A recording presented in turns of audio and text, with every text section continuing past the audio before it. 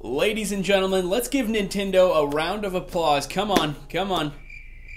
Okay, anyway, Nintendo, wow, what a company that has come so far since just one generation ago. Now, I want to talk about what just happened with Metroid and what's been happening over the past few years. So let's go ahead and jump on in. Yesterday, Nintendo did something that few gaming companies regularly do. They shared a video that was wholly transparent and honest. Nintendo's Shinya Takanashi, I don't know if I pronounced that right, he revealed that there would be a Metroid delay as a result of a hard reset on the project's development. He went on to say that the game's development was simply not up to par with Nintendo's high standards. Instead of letting fans down with a mediocre game release, Takahashi said that the game's development was rebooted thousands of miles away at the US-based Retro Studios, the team behind the first three Metroid Prime games. Hallelujah. Anyway, our dreams of playing Metroid Prime this year were quickly dashed. However, what I find surprising was the reaction on the internet. Sure, a lot of people were disappointed. That emotion is natural when something you love is delayed for several years. Overwhelmingly, however, I saw positive sentiments across the internet. People were actually empathetic toward Nintendo rather than irritated or abrasive. In short, the franchise's fans were reflective and positive about the game's future.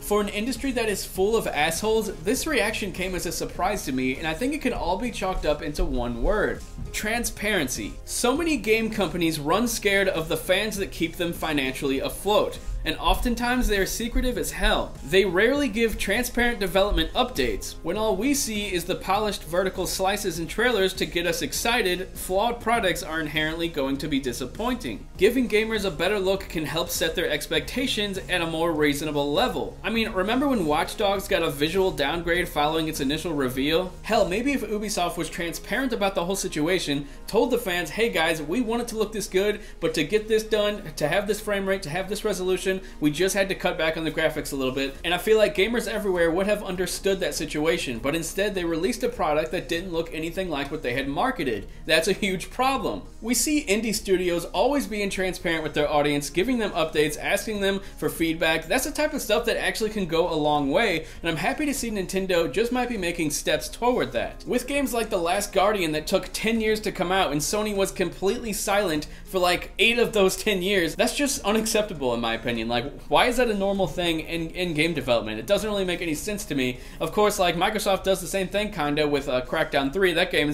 seems like it's been in development hell for like 10 years now. I'm not really sure how long it's been, but they're not really being that transparent with that either, but a lot better than Sony probably. Sony, they'll go quiet for 20 years and then they'll be like, oh yeah, that game's out this year. What, did you think we stopped working on it or something? That's not really okay. But anyway, back to Nintendo. Now, Nintendo has always been a very set in their own ways, proud Japanese company that I never in a million years would have expected them to make a video like this, straight up talking to the fans saying, yo guys, we can't do it, I'm sorry, we're gonna restart development, give it to Retro Studios, who should have been developing it in the first place. But anyway, I'm not gonna get into that. So the fact that they did this really shows that Nintendo, once again, is taking steps forward and becoming a whole new Nintendo than they used to be. And this isn't the only scenario where Nintendo is really proving themselves lately. Of course, we got the cross-play with Xbox One and PlayStation 4, which is absolutely insane. I never would have imagined that in a million years. I mean, Nintendo basically has a partnership with its competitors just to make gamers happy. Like, the old Nintendo would have not done that in a million years. And on top of all this, it seems like they're really honing in on we're for the hardcore gamer, and yes, they still got the family games, the casual games, the motion control stuff, but that hasn't really been their focus this time around. Not with the Switch. But anyway, back to the new Nintendo. Now, I think this new Nintendo really started to shine through when they finally decided, hey, let's put our popular games on iPhone. People have been begging for it forever, so let's just put our games on the platform and see how they do. And then they gave us games like Mario and Animal Crossing and Fire Emblem, and all those games have actually done pretty well. I think Mario surprisingly didn't do as well because it wasn't really free to play, but Animal Crossing and Fire Emblem, they're still being updated, they're still loved by millions of fans everywhere, and hell, even Pokemon, I know that's technically Game Freak and Niantic, but I'm pretty sure Nintendo also has something to do with that as well. So all this just makes me think, wow, Nintendo is really changing their ways, and they're becoming a company that's forward-thinking. Like, they're not stuck in 2006 anymore. They're being transparent with their audience, they're not giving us a bunch of casual games, they're giving us great exclusives, they're allowing cross-play with their competitors, and they're actively seeking out third-party developers and trying to get their games on the Nintendo Switch.